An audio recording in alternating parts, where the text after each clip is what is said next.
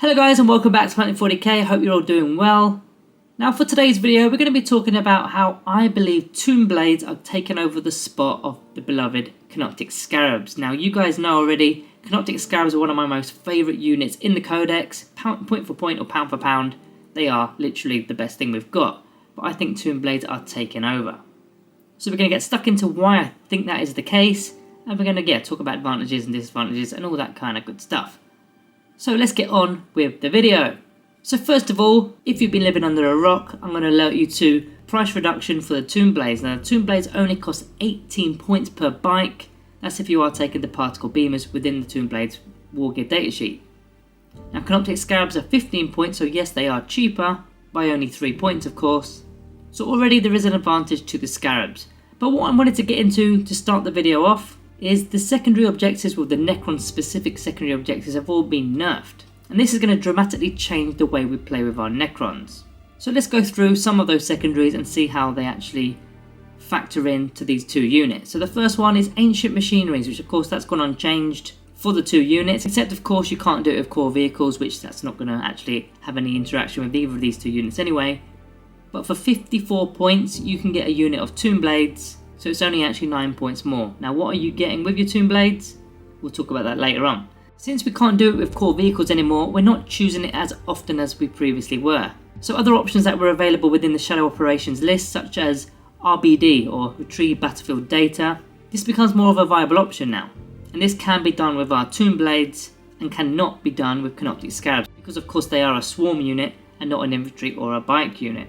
So already that's one slight disadvantage to the Canoptek Scarabs. Also, we're looking at secondaries such as behind enemy lines now, which is now one of our better options within the secondary objectives lists, because we're definitely not picking Purge the Vermin anymore, because that absolutely stinks at the moment. So yeah, that's much more achievable with the Tomb Blades, and again, I'm going to get onto that in a moment.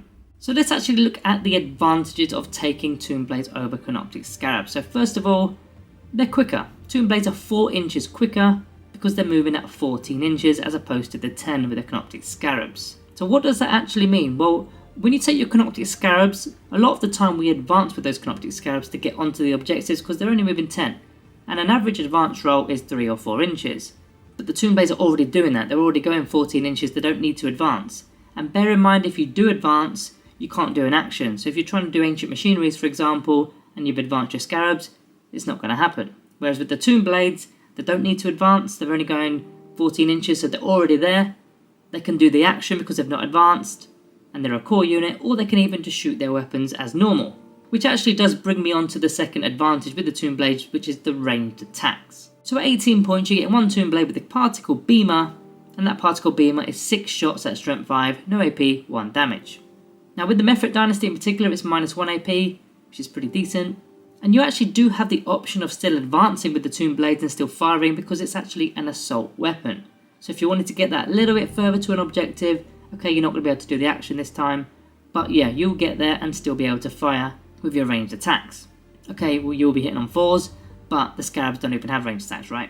And also bear in mind the Protocol of Sunstorm will allow a unit to do an action and still fire their ranged attacks in the shooting phase, so you can plan that around a particular battle round or have it all game if you preferred. Now advantage number 3, there's a slight disadvantage, but there is also a main advantage here. It's the fact that they've only got 2 wounds as opposed to the 4 with the Canoptek Scarabs. Now that's a disadvantage. However, they are toughness 5 and they've got a 4+ armor save, whereas the Canoptek Scarabs are only toughness 3 with the 6+ armor save. So depending on who you're going up against, toughness 5 could be a major factor with keeping these guys alive. And that brings me on to number 4, which is reanimation protocols. When you're using reanimation protocols on the Canoptek Scarabs, you're not likely going to be getting one back unless you've got max units of 9, and if you've lost a couple of them, maybe you've got 3 of them, you will get one back. But with Tomb Blades only being 2 wounds per bike, you're more likely to get your Tomb Blades back. And finally, just being a core unit gives them a little bit more synergy with units such as the Command Barge, for example, with the My Will Be Done ability. But yeah, I don't want to go too far into that because we are trying to talk about the secondary objectives today. Now of course there are going to be some disadvantages with taking Tomb Blades over Canoptek Scarabs, other than the fact that they are slightly more expensive. We've already mentioned one already, the fact that they've only got 2 wounds as opposed to 4. And going up against particular factions that have got, say, strength 5 weapons, yeah, they're wounding them on 4s, and they will go down quite easily without the invuln save. Now of course you can upgrade them to get the invuln save with the Shadow Looms, but that's going to be more expensive again, isn't it? Which is kind of defeating the purpose of what we're trying to do today. The other disadvantage is the fact that they don't like getting into engagement range. They want to shoot, they don't want to be tanking up a lot of hits because that's what Scarabs do, well, they do best really. Tomb Blades do not want to be in engagement range, which means we're going to be forced to fall back if we do survive that fight phase in fact. But even if you do fall back, you're not doing any actions, are you? And also they're going to be interacting slightly different with terrain features because they are biker units, whereas the Canoptek Scarabs only need to dip their toe into area terrain because they are swarms. So yeah, I think the Tomb Blades, if you're playing the Mythic Dynasty, then yeah, the Tomb Blades are definitely going to be a much better option for you anyway because you're getting that -1 to the AP. If you've got a max unit of them, you're using the stratagem to get even more damage out. And you can still use them as the same way as you would use a Canoptek Scarab Swarm, with the screening, or whether they're doing Ancient Machinery, Treasures of Aeons, Behind Enemy Lines, RBD.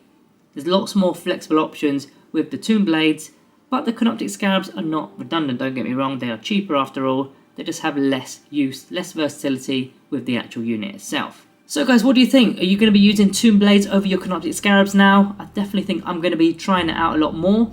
I mean, I was using Tomb Blades before, but not as often as I could be because Canoptek Scarabs were just an auto-include for me. But now I do feel like Tomb Blades are making that comeback and they're going to be almost an auto-include, maybe even an auto-include now. So yeah, okay, they are 3 points per model more, but I'm sure you can find a way of chopping some points out to get these guys in. Don't forget you're getting the range capabilities, it gives you more flexibility with choosing your secondaries, you're not tied down to Ancient Machineries for example. Now all of a sudden you've got a lot more to pick from. So guys, that is the end of the video today. Let me know down in the comments below, are you picking Tomb Blades over Canoptek Scarabs or are you picking the other way around? Just let me know down in the comments below, maybe we'll do a poll about it. But yeah, other than that guys, all that is left to say is thank you all for watching and I'll see you in the next one.